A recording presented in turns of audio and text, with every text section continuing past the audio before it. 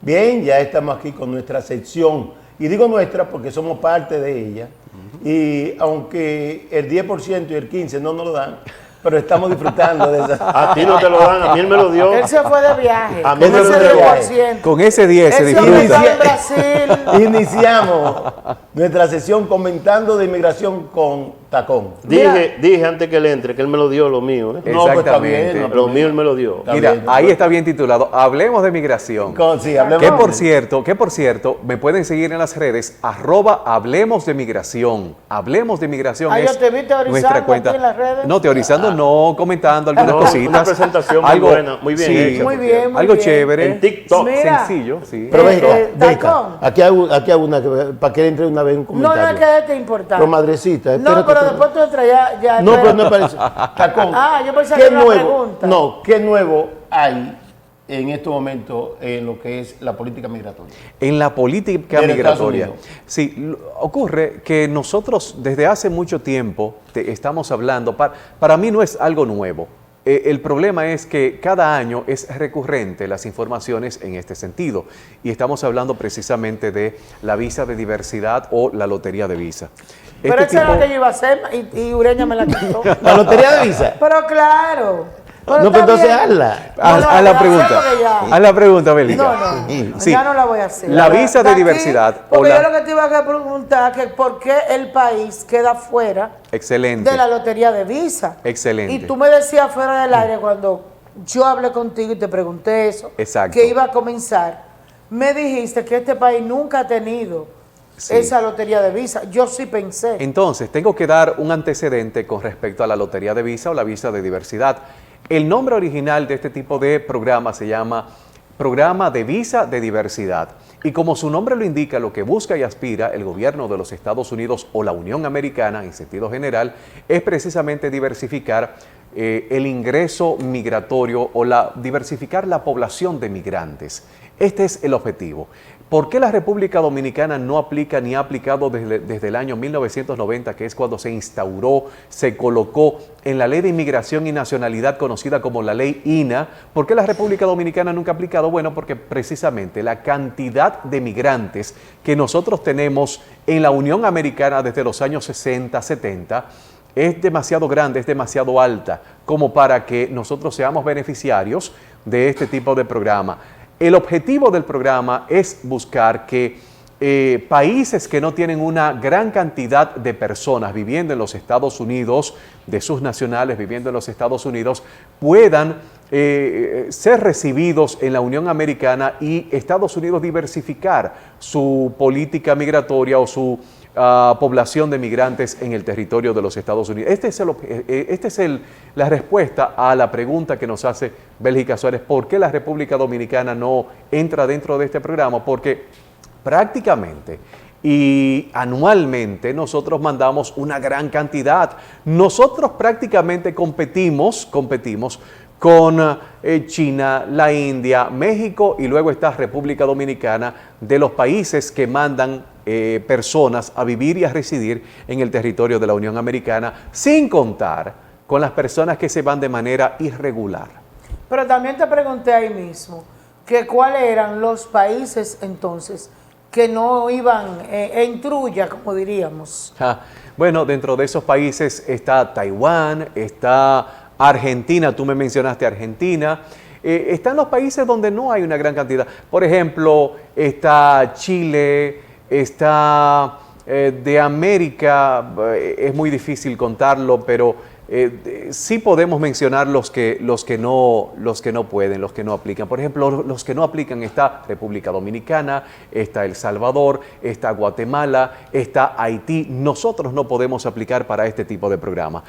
¿Por qué? Por la gran cantidad de personas que nosotros tenemos viviendo en el territorio de la Unión Americana. Entonces, anualmente tú me se decías distribuyen. de Taiwán, fue que me mencionaste. Taiwán. Que no le interesaba porque vive muy cómodo en su país. No es que no le interesa, Ajá. sino que la cantidad de personas que migran anualmente hacia los Estados Unidos de origen taiwanés realmente es muy poca. Y al ser muy poca, amparados en la visa de diversidad, Taiwán sí aplica para este tipo de programa. Eso es. Pero no es que aplican porque es una ayuda humanitaria. No es una ayuda humanitaria. No es por ayuda humanitaria. No es por ayuda humanitaria.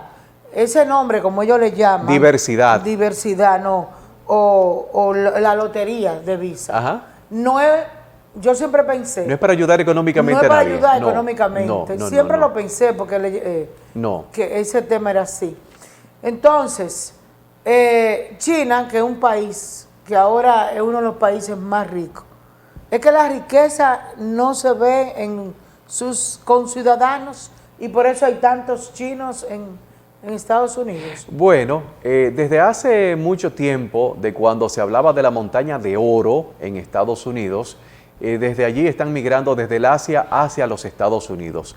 Mi padre y quizás quienes le antecedieron quisieron venir al continente americano porque vinieron con la idea de que para este territorio había la posibilidad de encontrar oportunidades económicas y desarrollar no solamente negocios, sino encontrar precisamente, y valga la repetición de esta palabra, una oportunidad que les colocara en una posición mucho más cómoda en términos económicos.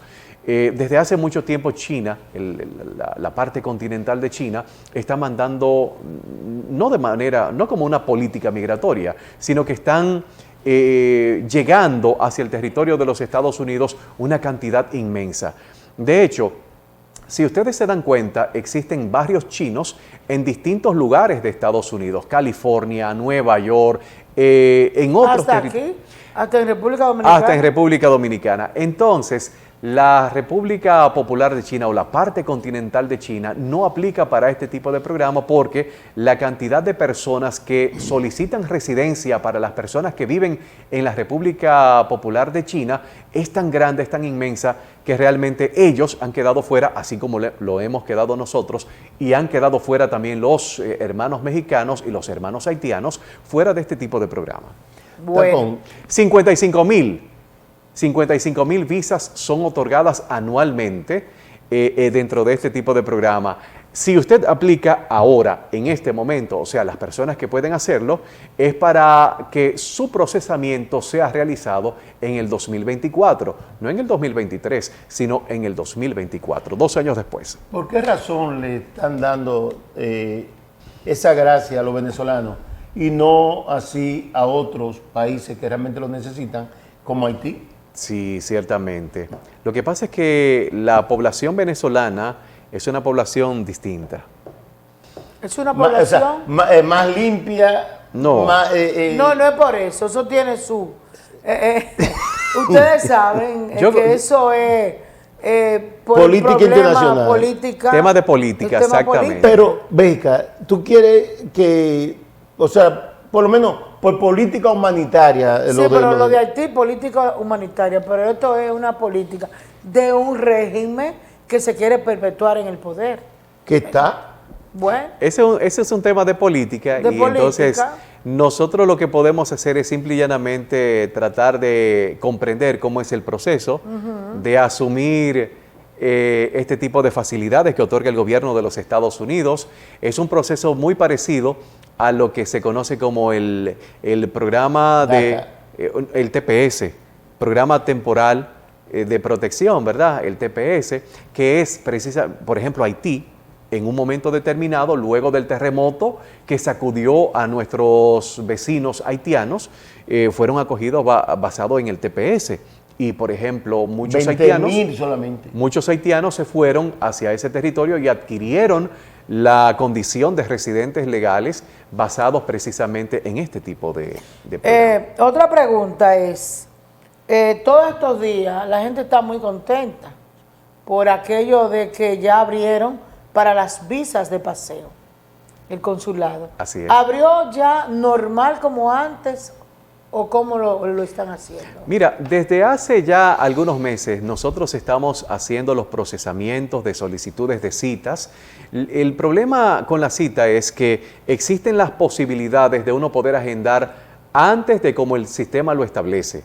El sistema establece actualmente, si usted se mete en este instante, va a encontrar una cita para diciembre del año 2023 o posterior a esa fecha, para el 2024. Pero existe la posibilidad de que antes de esa fecha usted puede agendar una cita. Yo y muchas personas que trabajan este tipo de tramitación hemos agendado para este año 2022. Hay personas que ya han tenido una entrevista consular y perfectamente han sido evaluados. Y hay personas que están pendientes para entrevista consular para los primeros meses del año 2023. El problema es que existe una gran cantidad de personas todavía pendientes de agendar su cita y ellos están tratando, como todo el mundo, de agendar, de programar su entrevista consular en el sistema prácticamente. Entonces, ¿qué ocurre con esto? Que como hay muchas personas tramitando procesamientos de cita, cuando se abre una oportunidad, cuando se abre 10 citas prácticamente, el que esté disponible o las citas que estén disponibles son aprovechadas por el que esté ahí pendiente. Pero hablamos de la cita B1, B2 de paseo. Así es. Pero antes no era así, con tanto tiempo. No era con tanto tiempo, pero eso es lo que el tiempo ha determinado. Y esto se ha producido precisamente por el archivo, porque se han archivado muchas... Porque hay una especie de cuello de botella, pero además del cuello de botella, una cantidad más limitada de oficiales consulares atendiendo las solicitudes. Entonces, esto lo hemos recibido o lo hemos tenido desde la pandemia, posterior a la pandemia, y todavía nosotros estamos sufriendo o padeciendo las consecuencias de haber transitado por una pandemia donde realmente existe un cuello de botella. Entonces, para uno poder aprovechar una cita anterior a lo que el sistema dicta en este momento, hay que estarse metiendo en el sistema de madrugada, en la mañana, en la tarde, en la noche, y todo depende de las posibilidades y las oportunidades. Si existen 10 oportunidades para usted agendar para una fecha próxima, esas 10 oportunidades son aprovechadas para el que está ahí pendiente, luchando por las citas. O sea, ¿y ustedes tienen que hacer eso? Claro que sí. ¿De madrugada también? Eso Claro, es como la claro gente que que sí. busca vuelos baratos, Claro, económicos. así lo hacemos. Ay, Hay que por meterse Dios. en cada momento. Pues eso no es fácil para querer mañana que tú le des. Y por ejemplo. Y Ureña un 10%. Y por ejemplo, No es fácil que sea tan chin. por eso es que el 10% no No ha llegado. no aplica en este momento. No aplica. Por eso es que el 10% no está aplicando en este momento. Cuando superemos esta situación, el 10% habrá de llegar, ¿verdad? Tacón, yo quiero, por último y por primera vez. Será por primera vez porque tú no has preguntado. Oye, no, yo creo que la sesión va a seguir, no. Sí, va a seguir. Yo tengo más preguntas. Bueno, pero las mías son dos, sencillas. La primera, que tú me expliques la diferencia o qué significa refugiado y asilado, porque vi en estos días un grupo de mexicanos que logró en Texas asentarse allí y el oficial que fue de la ICE, sí, le dijo, bueno, pues soliciten como refugiado entonces Sí. de que esa figura, y yo no, ¿por qué? Y número dos, el dominicano es una persona que habla mucho, incluso sin necesidad, y dice lo que tú no preguntas. Dímelo a mí. Allá en el consulado yo he visto, he Por sido eso, testigo por eso es de que a muchos dominicanos nos mandan lo a callar. desconsideran, Nos claro, mandan a porque callar. comienzan a hablar de disparate. ¿Cómo debe ser el comportamiento ante un cónsul? Buena pregunta. Cuando te pregunta una serie de cosas. Esas dos cosas, comandante. Excelente. Voy a empezar por el final, porque el final reviste para mí una importancia sumamente vital, porque es lo que prácticamente nosotros hacemos durante nuestro trabajo y nuestra labor cotidiana. En torno a las preguntas uno tiene que limitarse a lo que realmente se le pregunta, pero existen oportunidades en las cuales el oficial consular le hace una pregunta para usted no solamente limitarse a responder con un monosílabo, un sí o con un no. Por ejemplo, cuando le hacen a una persona una pregunta, ¿usted es casado? Usted puede responderla con un sí o con un no. Pero si usted es casado, usted puede dar muchos más detalles de ese monosílabo que posiblemente pueda dar respuesta a esa inquietud que hace el oficial consular. Por ejemplo, ¿usted es casado? Sí, yo soy casado. Tengo más de 10 años de matrimonio con mi esposa y dentro de este matrimonio nosotros hemos procreado 3 hijos.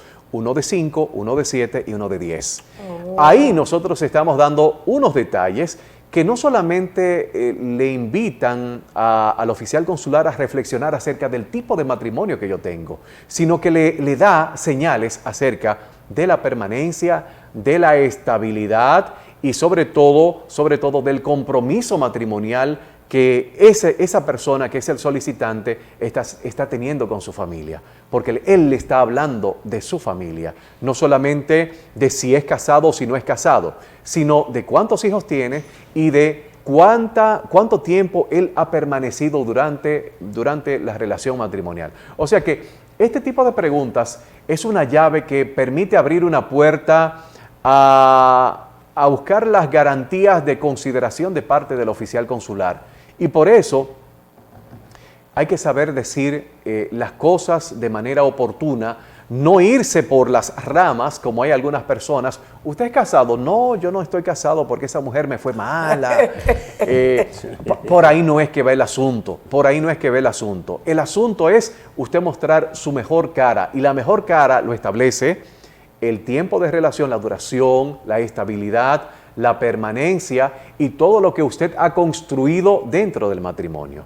La otra pregunta es... Refugiado y asilado. No, había otra pregunta aparte de esa, que iba conjuntamente con las respuestas. Sí, eso ¿Cómo mismo, deben ser ¿cómo? las respuestas? No, yo te pregunté, porque El refugiado el y caco el- mío está bueno todavía. Sí, Primero, primero te pregunté sobre eso, que el dominicano habla demasiado y Sí. dice cosas que no le preguntan. Y después el y por refugiado. eso lo queman. Y número dos, vi a unos mexicanos que se llegaron a Texas y el oficial del ICE, del El ICE, ICE. le dijo que entonces solicitaran como refugiados. Dentro de las Que tú me instituciones. expliques eso. Dentro Sí, de las no, pero vamos a instituciones. aprovechar, o sea, ya vamos a culminar, No.